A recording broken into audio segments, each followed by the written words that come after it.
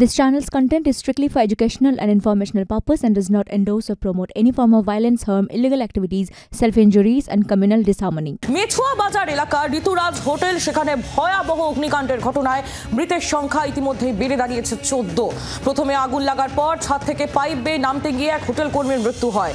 আগুন নিয়ন্ত্রণে আসার পর যখন ঘরের ভিতরে তল্লাশিতে ঢোকে দমকল এবং বিপর্যয় বাহিনীর সদস্যরা, তখনই বিভিন্ন ঘর থেকে আরো 13টি অগ্নিদগ্ধ দেহ উদ্ধার হয়। সব মিলিয়ে এই ভয়াবহ অগ্নিকাণ্ডের ঘটনায় 14 জনের মৃত্যু হয়েছে। হোটেল থেকে মোট 22 জনকে জীবিত অবস্থায় উদ্ধার করা সম্ভব হয়েছে। 12 জন আহত হয়েছেন এই ঘটনায়। এদের মধ্যে 15 জন ছিলেন হোটেলের ছাদে, আর 7 জনকে হোটেলের বিভিন্ন ঘর থেকে উদ্ধার করা হয়। অয়ন ঘোষাল আমাদের প্রতিনিধি সরাসরি রয়েছেন আমাদের সঙ্গে। অয়ন, ইতিমধ্যেই ভয়াবহ অগ্নিকাণ্ডের ঘটনায় 14 জনের প্রাণ গিয়েছে, যাদের মধ্যে শিশুরাও রয়েছেন। এখনো পর্যন্ত আগুন লাগার কারণ হিসেবে দমকলের তরফ থেকে কি জানানো হচ্ছে? দেখো, তার আগে একটা কথা জানিয়ে রাখি যে এই মুহূর্তে এখানে বিজেপির নেতা সজল ঘোষ উপস্থিত হয়েছেন এবং তিনি একটা অত্যন্ত চাঞ্চল্যকর অভিযোগ তুলেছেন।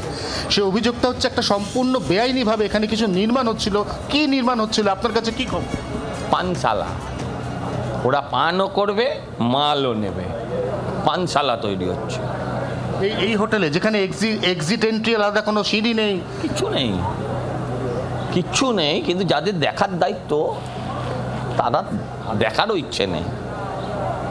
কাশ্মীরে কোনো ঘটনা ঘটলে পরে তারা আঙুল তোলে, দুর্ভাগ্যজনক ঘটনা, ব্যর্থতা আছে।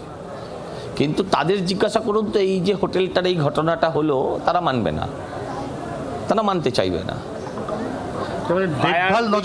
ফায়ার ব্রিগেড দেখেনি, কর্পোরেশন দেখেনি, এক্সাইজ দেখেনি, কেউ দেখেনি। একটা কথা বলুন তো সজল দা, দেখিনি এটা আপনি একটা কথা জানতে চাই যে আপনি এখানে দাঁড়িয়ে আছেন তো, এখানে সামনে বেঞ্চি চেয়ার রাখা, পেছন দিকে এত পুলিশ, আমি পুলিশের ছবি দেখাতে অনুরোধ করব ক্যামেরা বন্ধু তরুণকে।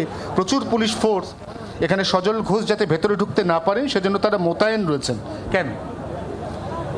আসলে সত্যি দেখে ফেলবো, কিন্তু সত্যি কি আজকের দিনে আটকানো যায়? পুলিশের লোকেরাই তো ভিডিও করে দিচ্ছে। যারা আটকালো তাদের মধ্যে থেকেই কেউ বললো তোমায় যেতে হবে না, আমি কানে কানে বলে গেলাম, আমি তোমার ভিডিও করে। চাঞ্চল্যকর অভিযোগ সজল ঘোষের এই মুহূর্তে। তিনি বলছেন যে এই যে হোটেল, এই হোটেলে প্রথম কথা একরাশ গাফিলতি তার প্রমাণ ইতিমধ্যেই মিলতে শুরু করেছে। কারণ এত বড় অগ্নিকাণ্ডের পরে সেখানে একটি মাত্র সিঁড়ি, ওটাই ওপরে ওঠার, ওটাই নিচে নামার। এই হোটেলে আলাদা করে কোনো এমার্জেন্সি এক্সিট নেই, কোনো আলাদা স্টেয়ারকেস নেই।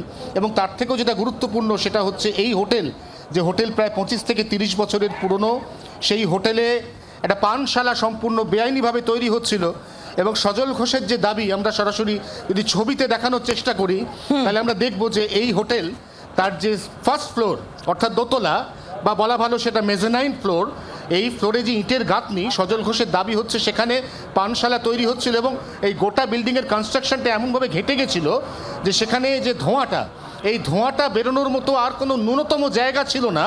এবং ঠিক সেই কারণেই ধোঁয়াতে শ্বাসরুদ্ধ হয়ে, দম বন্ধ হয়ে 13 জনের মৃত্যু হয়েছে, এমন একটা অভিযোগ কিন্তু উঠে আসছে।